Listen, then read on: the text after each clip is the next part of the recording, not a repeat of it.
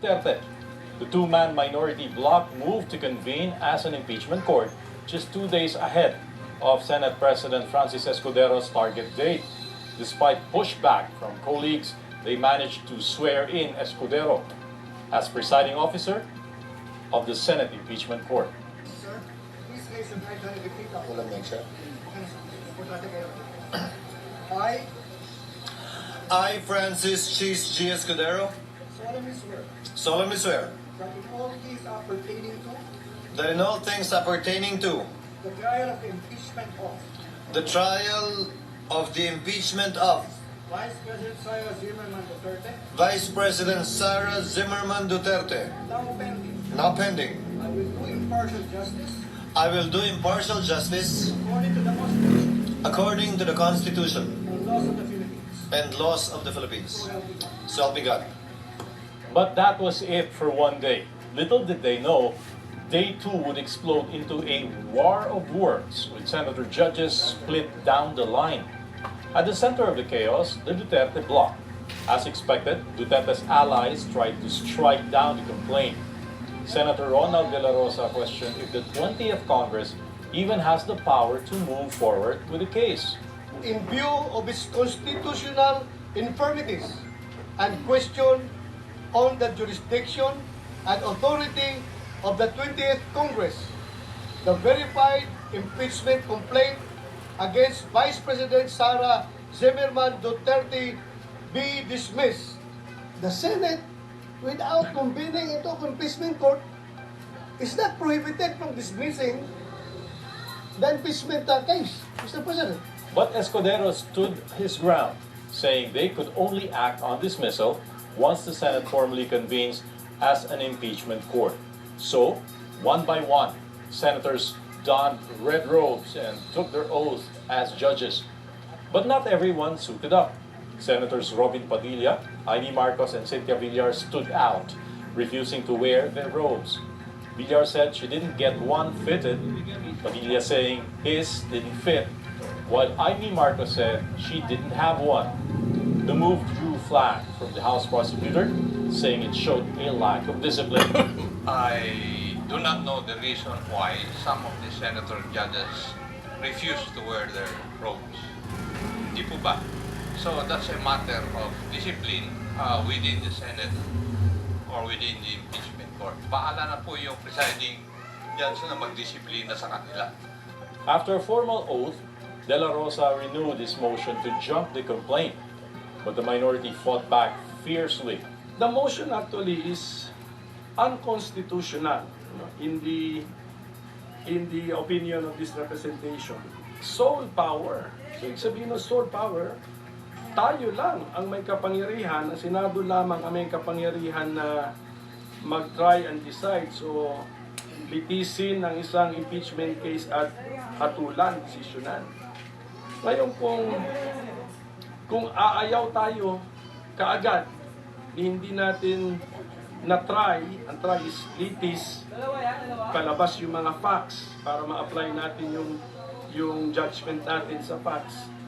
Wala na pong matatakbuhang ibang body. That's why a motion which cuts short the entire process is unconstitutional. A motion to dismiss is not found. Hindi po nahahanap itong motion to dismiss sa Rules of Procedure on Impeachment na literal ka-adapt lang po natin. At kung mayroon man, hindi Senator Judge ang mag-raise nun, kundi ang defendant.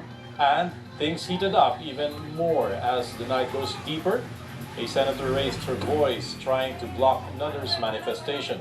So I state my motion, Mr. President, to momentarily suspend any action, whether interpellation or seconding speech on the privileged speech of the good gentleman from Davao, para sa wakas bigyang daan yung inaprubahan nating motion kahapon na manumpa na po kaming I still Point have the of floor. order. I have the floor, Mr. Point of President. order. I have the floor, Mr. President, A point to of make order, way Mr. President. for Session- taking of the session oath is before the suspended. presiding officer, Mr. President. Meanwhile, two lawmakers nearly came to blows.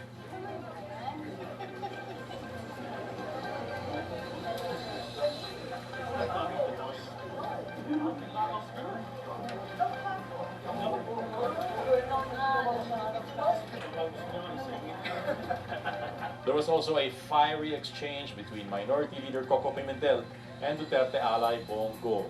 Ang gusto nating kalabasan ng paglilitis na ito ay hustisya, hindi politika. Ang importante sa ating mga kababayan ay may pagkain sa kanilang hapagkainan. Hindi naman nakakain nitong impeachment. The Filipino people have decided at ang kanilang desisyon, mas gusto po nilang tutukan natin ang trabaho at serbisyo. Tama na, higilan na natin ang pamumulitika. Ang tanong nila kung makakain ba daw itong impeachment process, pero marami namang bagay sa buhay na importante rin na hindi nahahawakan, tulad ng hustisya. Trying to cool things down, Senator Alan Peter Cayetano offered a compromise. Instead of killing the trial, he proposed sending the complaint back to the House for clarification. I move to amend the motion of Senator De La Rosa to read as follows: that the articles of impeachment be returned to the House of Representatives without dismissing, and that should be nor terminating the case until such time that one, the House of Representatives certify to the non-violation of Article 11, Section 3, Paragraph 5 of the Constitution, which provides that no impeachment proceeding shall be initiated against the same official more than once within a period of 1 year, including the circumstances of the filing of the first 3 impeachment complaints. And number 2, that the House of Representatives of the 20th Congress communicate to the Senate that it is willing and ready to pursue the impeachment complaint against the Vice President. All those in favor of the motion of Senator Cayetano, as read and as you can see in the screens before you, please raise your hands. Kindly. The motion of Senator Cayetano is carried. Only 5 senators opposed the move, saying it was vaguely and legally shaky. I strenuously vote no to the motion. The wording of the approved motion introduces unnecessary ambiguity to the already politically charged proceedings.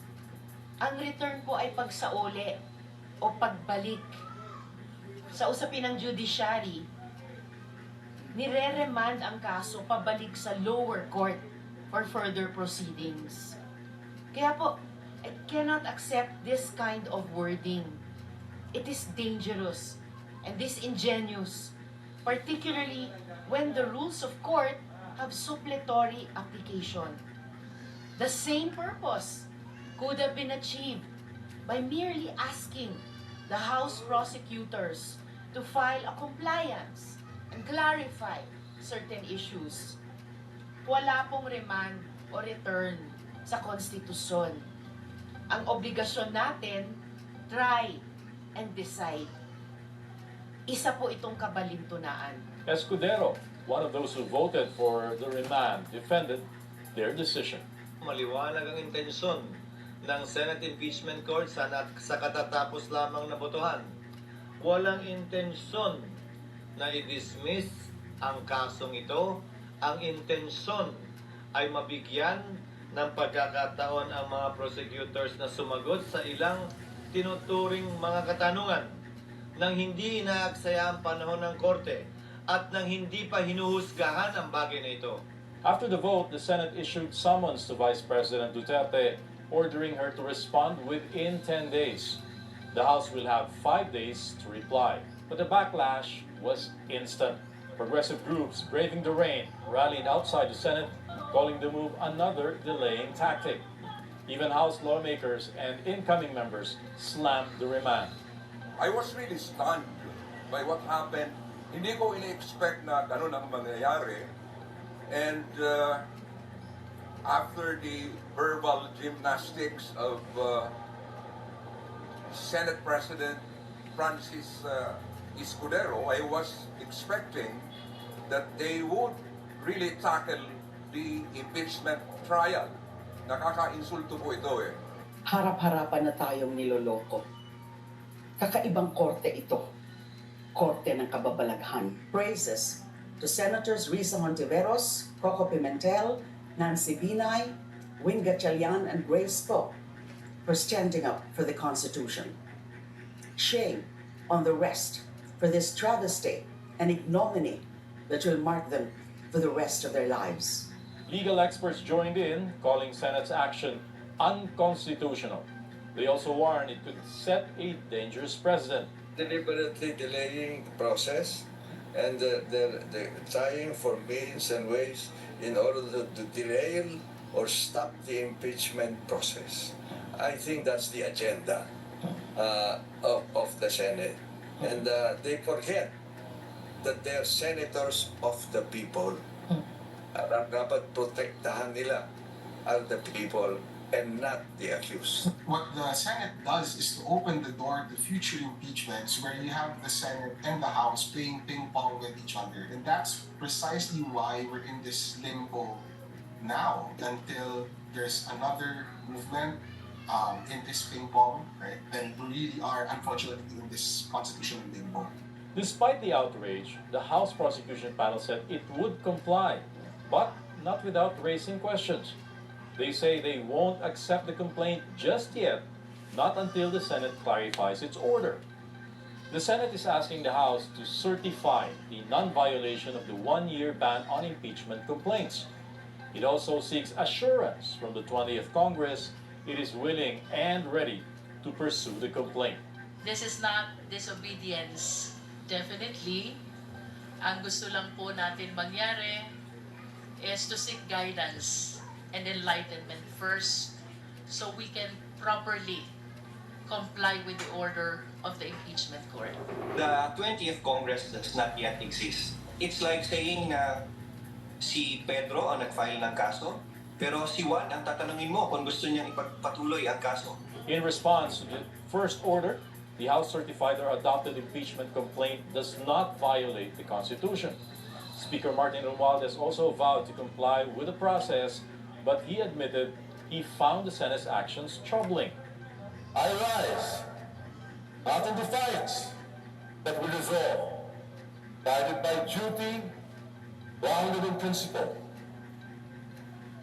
The decision of the Senate, sitting as an impeachment court, to return the articles of impeachment is deeply concerning. You shall comply with the requirements of the impeachment court, not to abandon their course, but to ensure the process continues. Because in matters of truth and accountability, the House does not back down.